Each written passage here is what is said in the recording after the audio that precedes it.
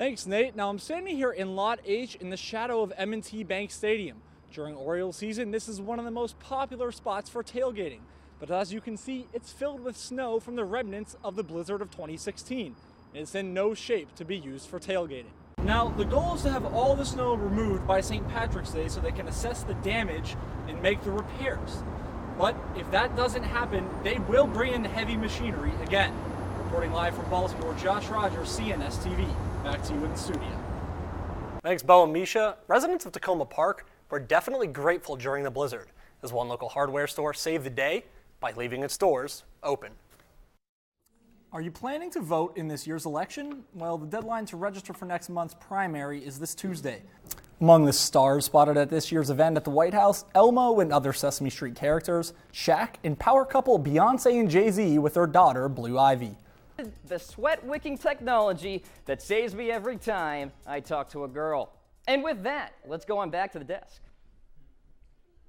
I wish that was all I needed when I talked to a girl.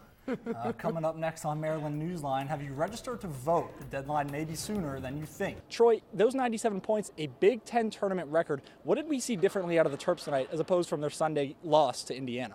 A disturbing story out of New Jersey today. A 14-year-old Maryland girl and another underage girl were both seen performing sexual acts on a New Jersey man's live broadcasting website.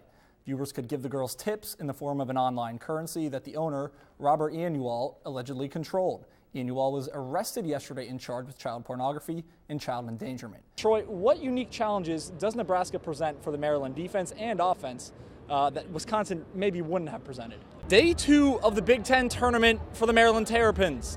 They face off in a rematch of last year's semifinal against the Michigan State Spartans. And once again, I'm Josh Rogers, joined by Troy Jefferson. Troy, we talked last night a little bit about how Maryland is going to struggle to deal with Michigan State's bigs insides. How do you think they're going to handle them? It's going to be hard. They're going to have to, compete on the boards, match Michigan State's intensity if they want to come out with a win. They definitely have the size advantage, but what Matt Costello lacks in size, he makes up for in effort. So Diamond Stone's got to bring his A game today. And if you had to give me one player on each side that's a key to the game, who would they be?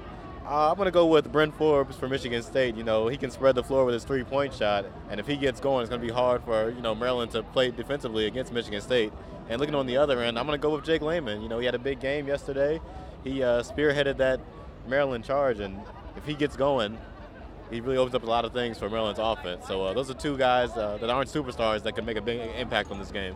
All right, so you know what time it is, prediction time. What are you giving us? I know the folks in College Park aren't going to like this, but I'm going to go Spartans 77, Terrapins 70. Close game, but Maryland's not going to pull it off late. All right, I made the mistake of picking against the Terrapins yesterday. I won't make that same mistake again.